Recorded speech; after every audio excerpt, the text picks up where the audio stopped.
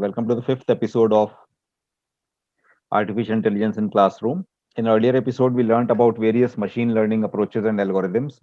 We also discovered certain interesting activities conducted in the classroom to cover the concept in an exciting manner. In this episode, we shall explore models related to narrow or weak machine learning.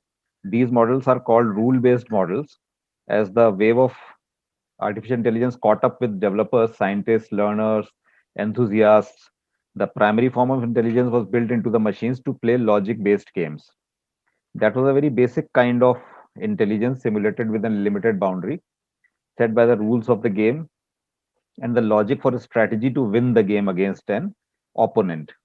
Even a simple tic tac toe game needs several thousand strategical combinations to make a winning move. From these early achievements, the concept of rule based learning models emerged. In fact, the primary form of artificial intelligence actually began as rule based learning approach.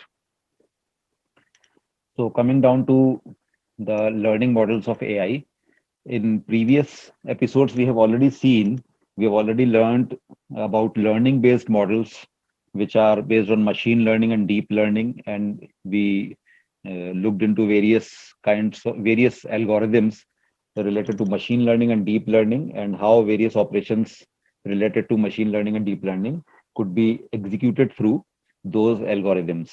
And we also discovered so many classroom activities to be conducted in the classroom regarding learning based models.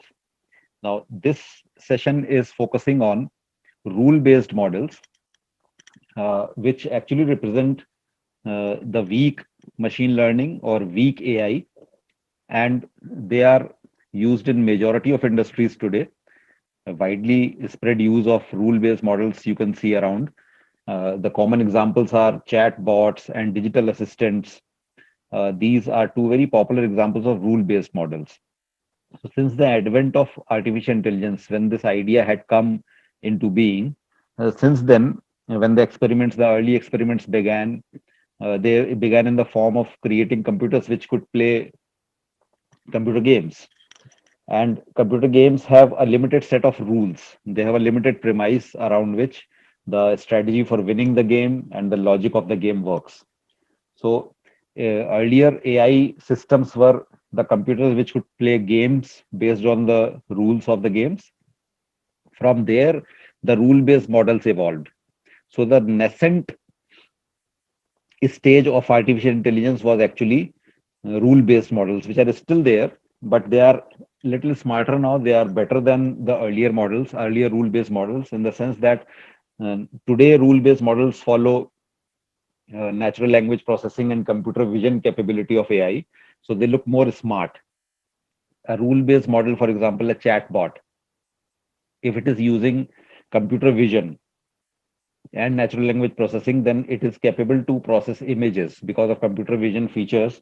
It can process images in the form of still images, videos, facial recognition, fingerprints, and in terms of natural language processing, it can process the natural language. It can process the human speech, and it can respond in human like voice also, like our digital assistants. So rule based models today, because of NLP and computer vision, look more smart, but the core logic on which they work, that is still based on the narrow AI, narrow intelligence, and that's why they are called rule based models. So before learning in detail about rule-based models, first of all, let's see what all common applications are there of these. As I told earlier, if you look around, they are widely used in almost every industry, in various areas of industry.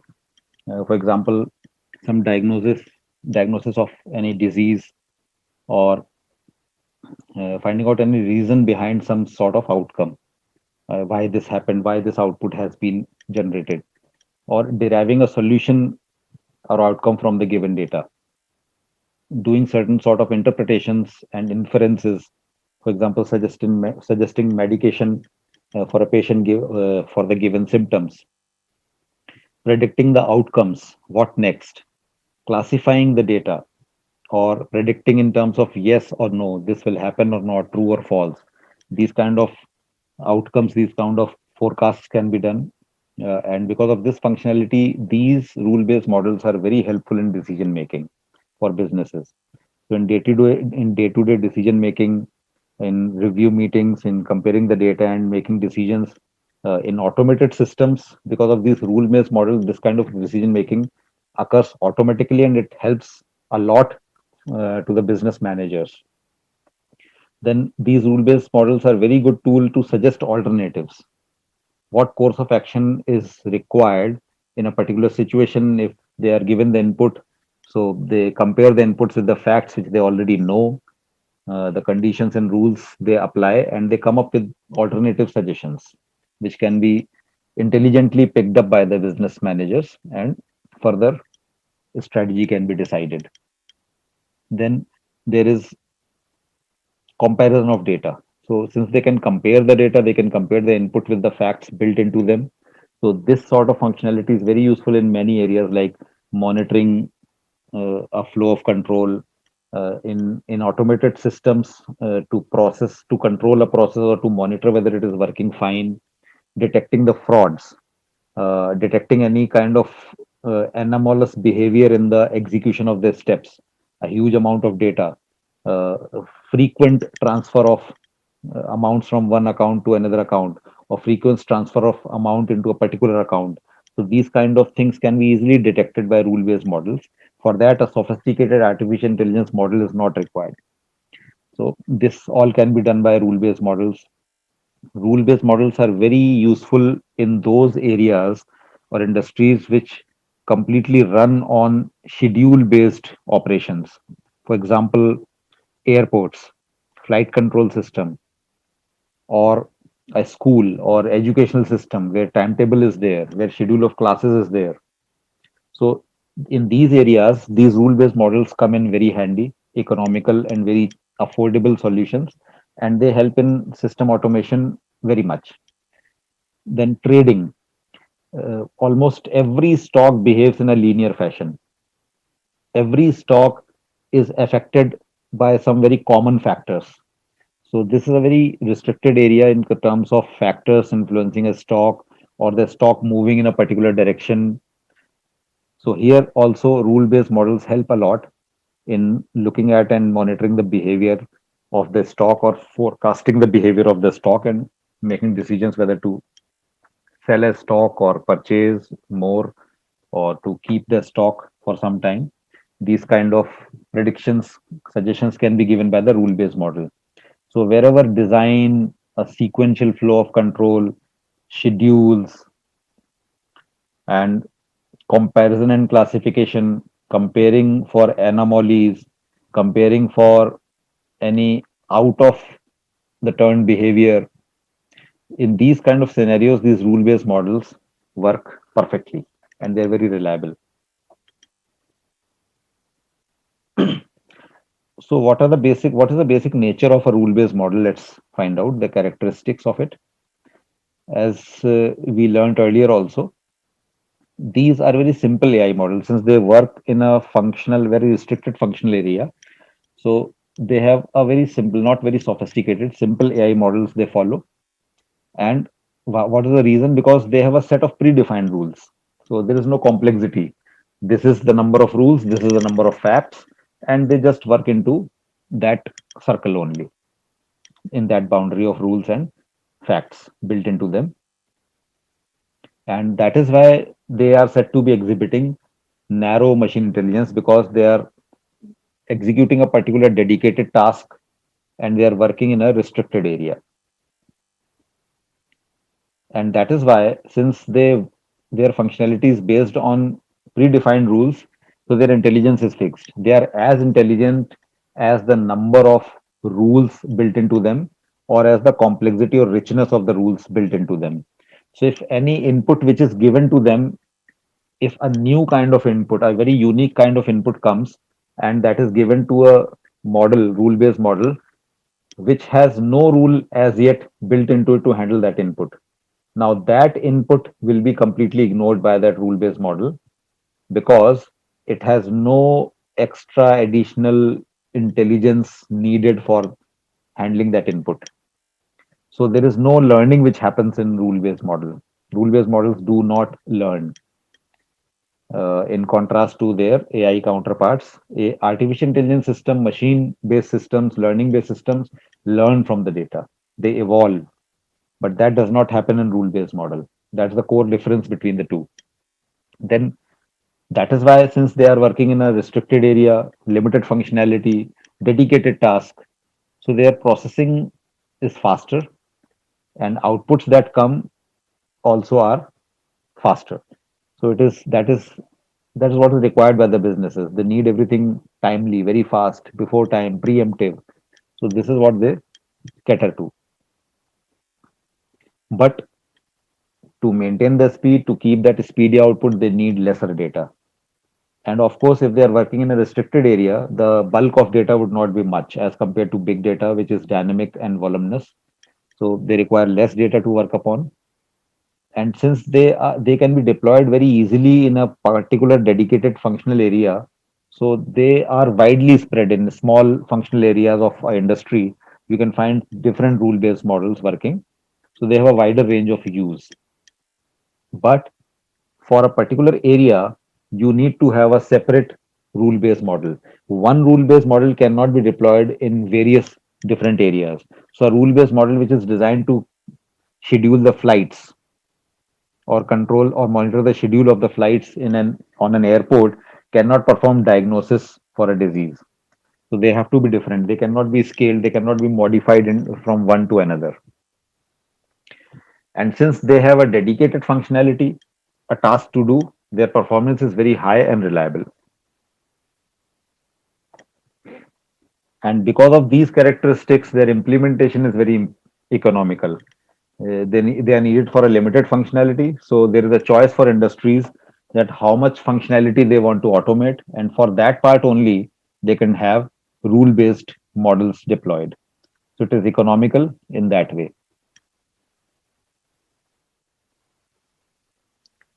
Now, having understood the application areas of rule-based models and their basic characteristics on which they work, let us go look into the functionality of a rule-based model, what all elements are there, what they're built of, and how their functionality actually works.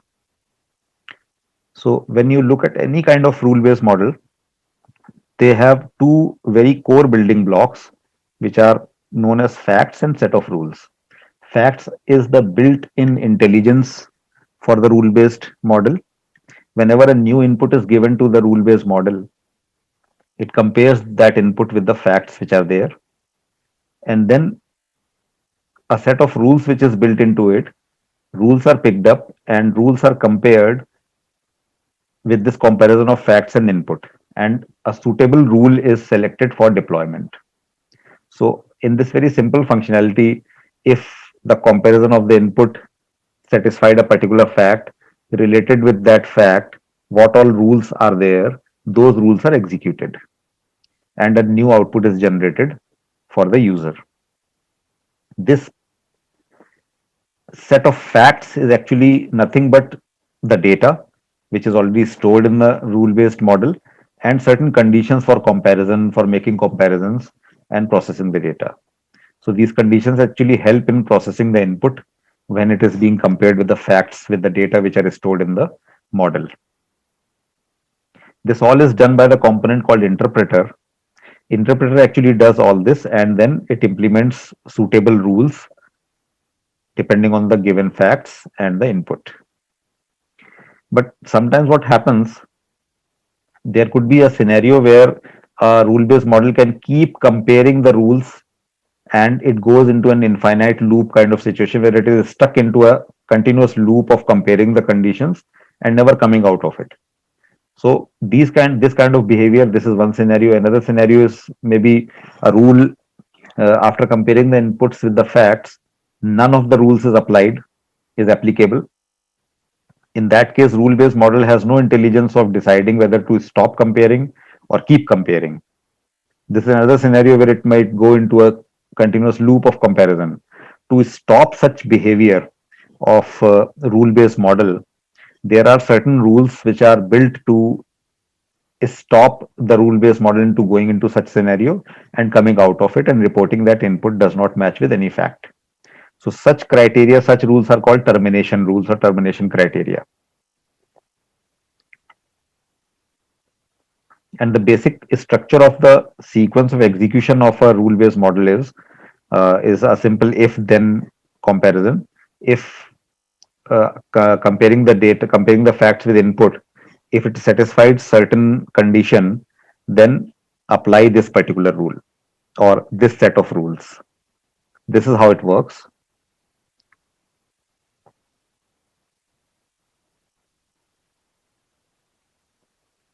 And mostly what happens is a rule-based model, after comparing the inputs with facts, there could be scenario where it might suggest what should be the next step for a given scenario.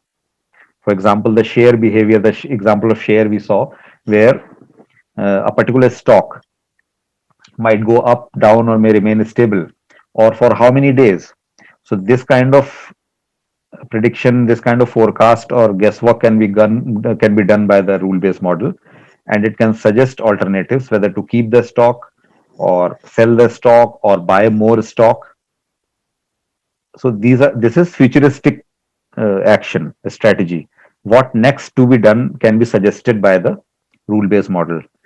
The other aspect is looking back, going backwards, backward kind of thing, where we go in reverse direction to find out what was the cause of certain happening, certain outcome. For example, symptoms, diagnosing the disease, or given certain facts, the input can be looked into finding out the root cause of some kind of error, some kind of anomaly, some kind of abnormality. So this is called finding out the cause of the outcome. So these two broader the prediction areas which a rule-based model can work on, can do. And many applications are there considering these two aspects. What next and what actually happened. Why?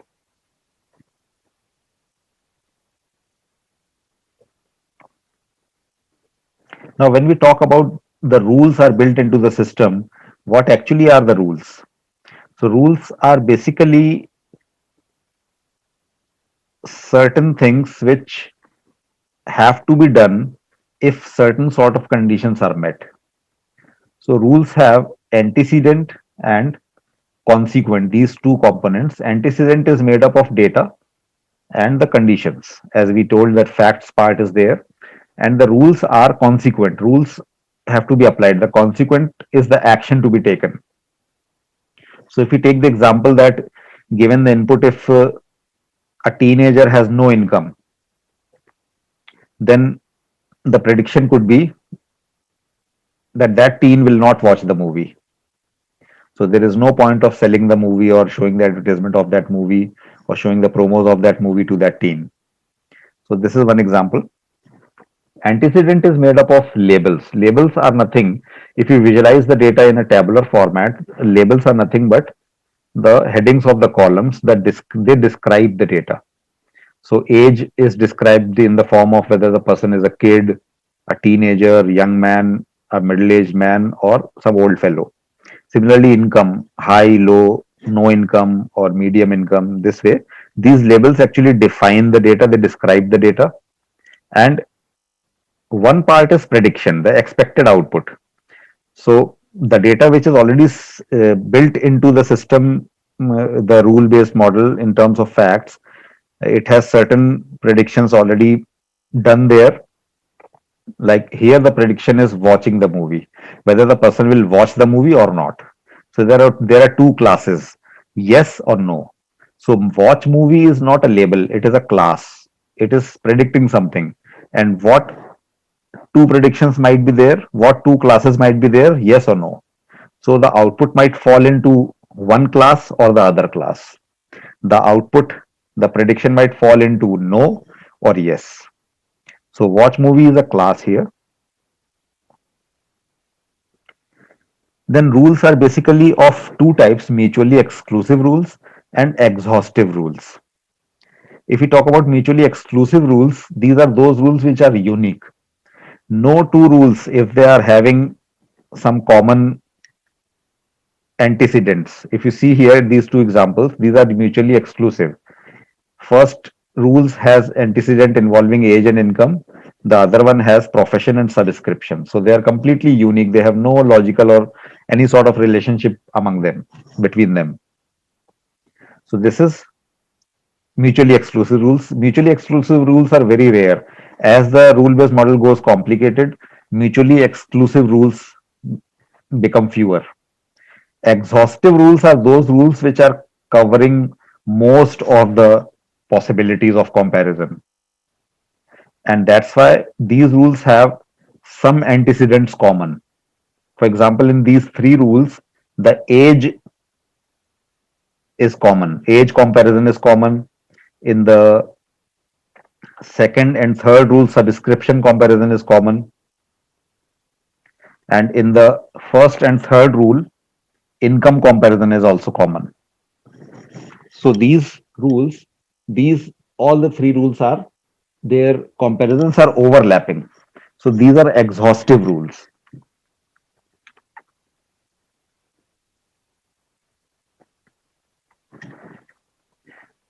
So what happens when the rules actually work upon the data? The input has come, looking at the after comparing the facts, the rule-based model applies a particular rule to certain records. It checks whether which records are satisfying the conditions and which rules are mapped to them. So that is called coverage. So how many records, what is the percentage of records out of all actually satisfy the condition, the comparison of input with the facts? How many percent, what percent of records is actually satisfying this? That is called rule coverage. Percentage of records which are satisfying the antecedent. For example, here, subscription is equal to yes. This antecedent is satisfied by 72.7% records. And the other aspect is rule accuracy. Now, subscription 72.7 record, almost 72% records are satisfying subscription is equal to yes. But considering that, how many records are accurately predicting that the person will watch the movie? Out of those, these records are 54.5%. So this is rule coverage and rule accuracy. How many records satisfying the antecedent is rule coverage. How many records are satisfying the antecedent as well as the consequent of the rule? That's called rule accuracy.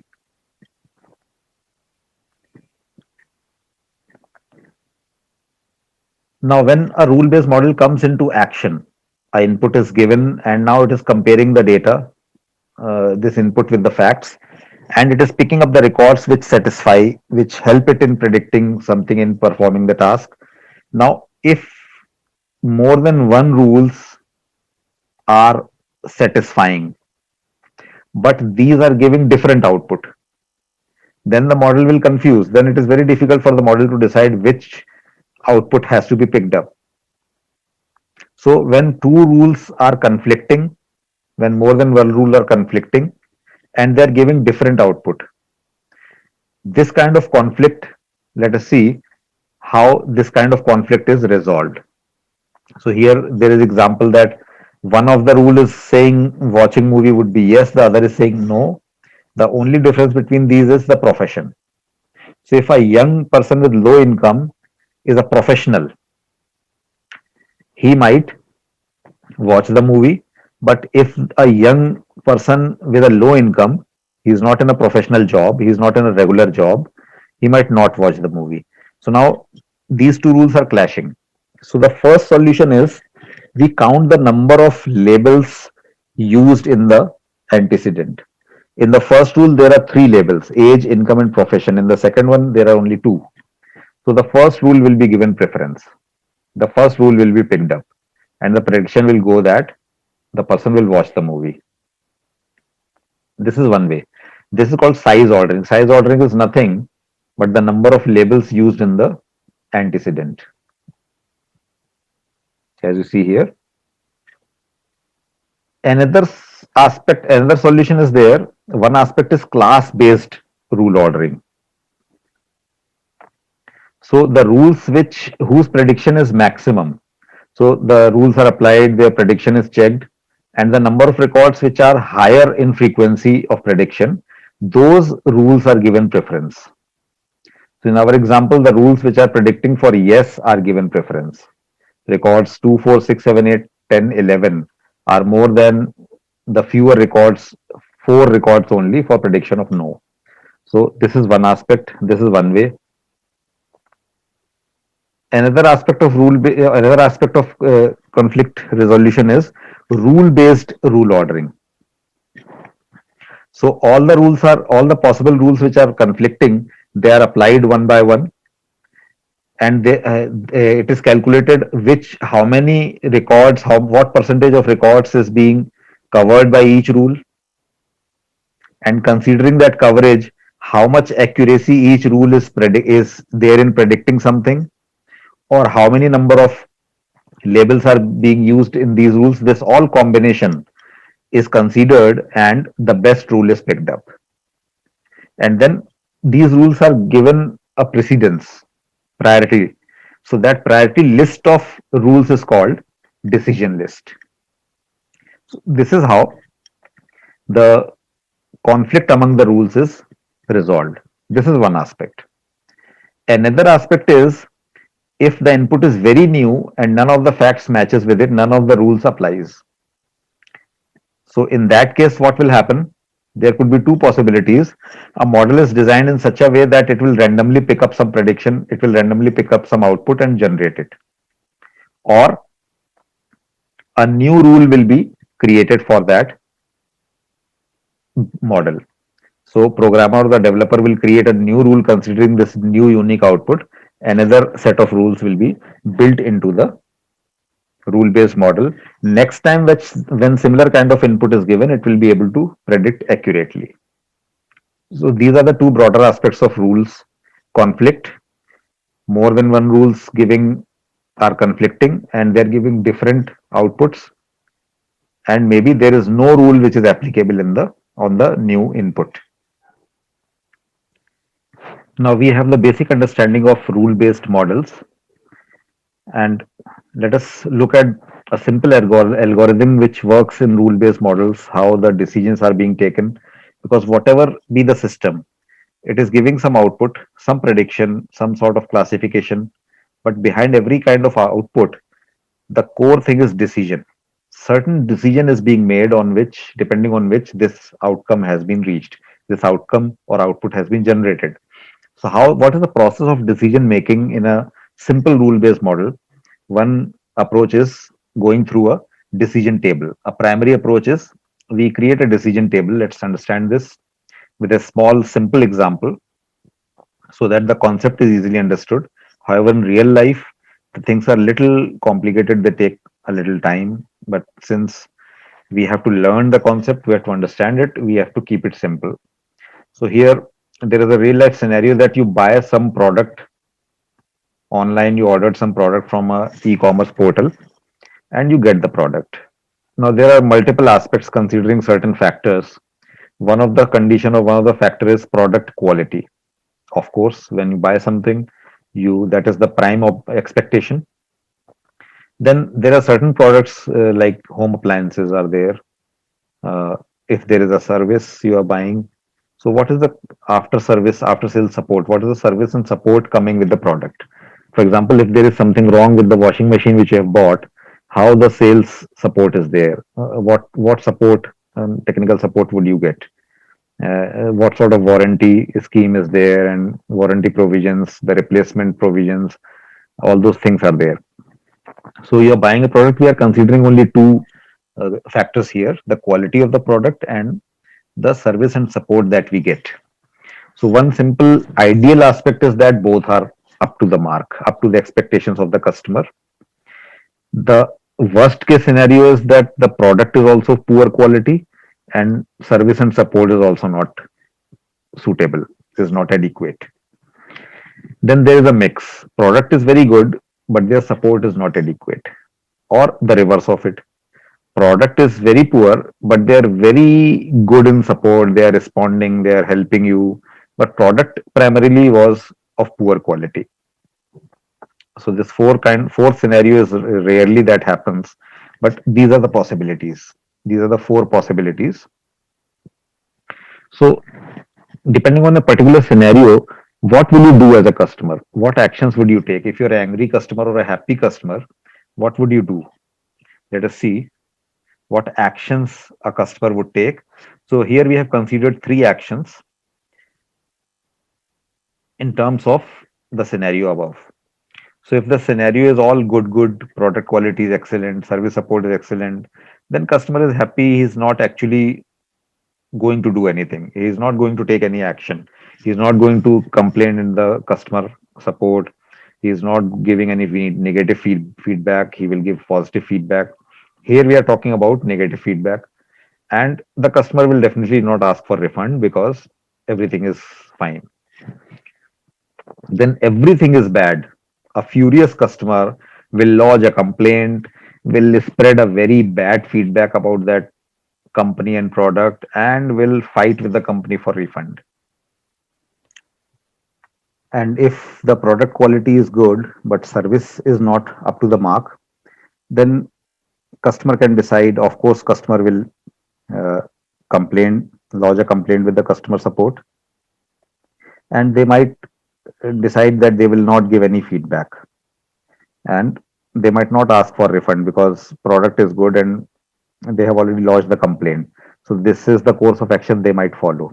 And if product quality is bad and service support is okay, but what's the use of service support when the product is not usable? So in that case, again, customer would be angry, would not be very happy, and might go for all the three actions: lodging a complaint, of course, and spreading a negative word of mouth, and might ask for refund also. The product is not up to the mark to our expectations, and please return the product. So these are the course of actions which can be taken depending on the scenario. So how this decision table is converted graphically into something called decision tree. So when the decision table is created, a decision tree can be made out of it. So decision tree basically has, it answers the questions. We look at decision tree in more detail further. So just here we are understanding how the transition from a decision table goes to decision tree. So if product quality, it could be yes or no. If product quality is good, answer could be yes or no. And then if service support is good or not, that could be answered in yes and no also. So these are the possible aspects. Product quality is good, service support is good. Product quality is good, service support is not good, and the reverse of it. So see how the tree has been made. So if both are yes, product quality good, answer is yes. Service support good, yes. Then customer is not doing anything, is not taking any action. But customer is complaining if product quality is good, but service support is not good. So this way, the table is whatever is tabular there has been converted into graphical form. That's called decision tree. So if you see, decision tree has certain nodes which are asking questions. Decision tree has branches coming out in forms of yes or no, or there could be multiple output. And then there are leaf nodes. Leaf nodes are the action nodes, the action to be taken. After leaf node, there is no node. Leaf node is the terminal point. So there could be yes and no or branching nodes. There are branches which connect the nodes, and the terminal nodes are called leaf nodes.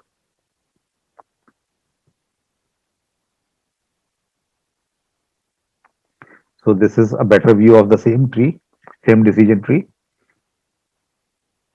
Now let us consider this tree. Let us refine the structure of this tree. So this is the complete tree here. the root node is there at the very top. The very top node is the first question being asked. That is always done in the root node. So is product quality good is the root node.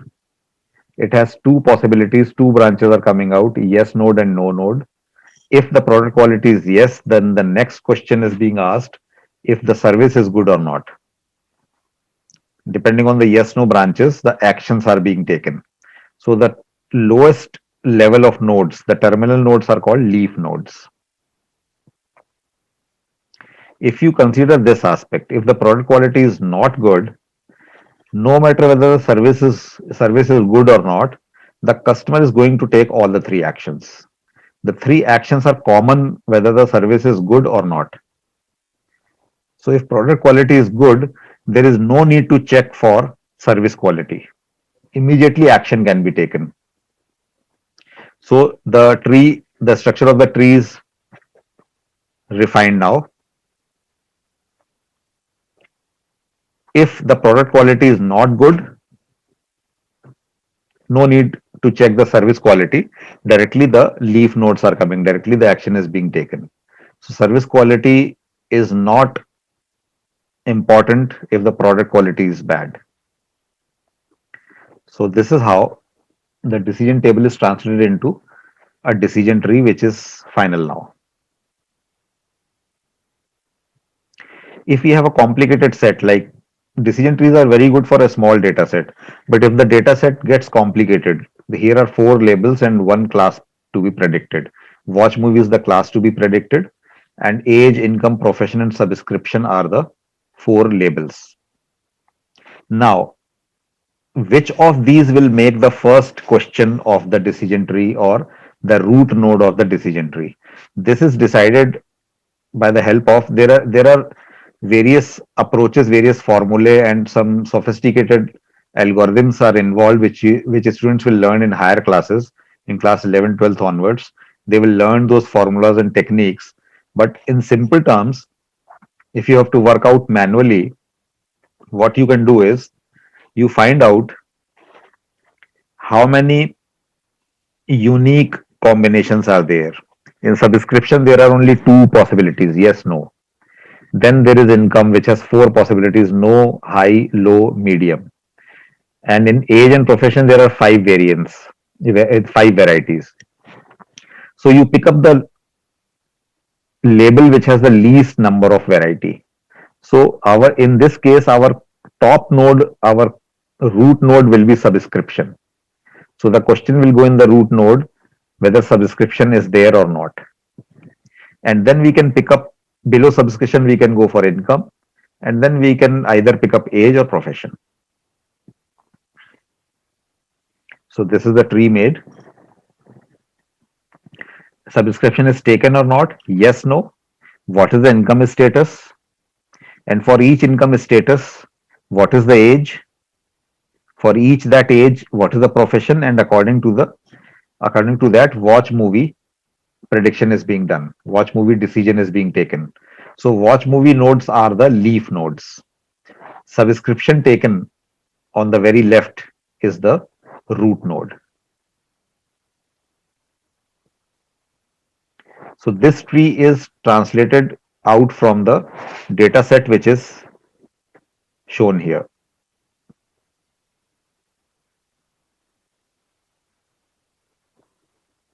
Profession, watch movie.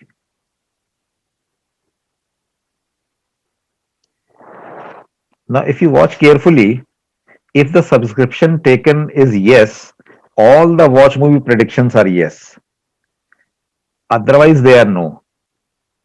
So, irrespective of income status and profession and age, if the subscription is yes, the predictions are yes. Subscription is no, predictions are no. So, for this particular example, this tree can be condensed into this. But in real life situations, this does not happen. In real life situations, the things are complicated and these kind of luxury is not available. This is just to show you that how to refine your tree. The common things can be eliminated. If something is repeated, that can be eliminated, or one instance of that can be considered. And this way the tree can be simplified. So this is regarding the rule-based model. This is regarding how the rule-based models work, what all their functionalities are there, what is their structure, in what areas they are applied, what are the various applications we looked at in rule-based models. They're very economical, simple in functionality, but they are restricted in functionality also. So that's why they are economical and they can be deployed easily. Then we saw how they function, what is the structure of a rule, how what kind of rules are there, and what happens when the rules are in conflict, when one rule clashes with another, how they resolve depending on the number of labels in their antecedent, or how much accuracy and what is the performance of a rule. Depending on that, the rules are prioritized into a decision list, and this way the conflict between the rules is resolved. And what in a certain situation where none of the rules applies to the input, then new rules are created for the new input, or some random prediction is done by the model. And then we saw at the core of this a very simplified rule based algorithm is there, that is called decision tree. How a decision tree is being made out of a decision table. Depending on the given scenario, a decision table can be made. Given on a given data set, a decision table can be made, and then that table can be translated into graphical decision tree. Then we saw how a decision tree is given a final shape. The tree which you create very first might not be the final one. So you consider what all repeating labels are there, what is the frequency of the labels in the tree, and depending on that, you refine the tree and you give it the final shape accordingly. So this is, friends, regarding rule-based models and decision trees. And this session is created for you, for the teachers, so that they can learn from it, they get the insight for their explanations in the classroom. In classroom also, you can perform these decision trees in the form of activities. So thank you all of you once again for this session, and keep watching.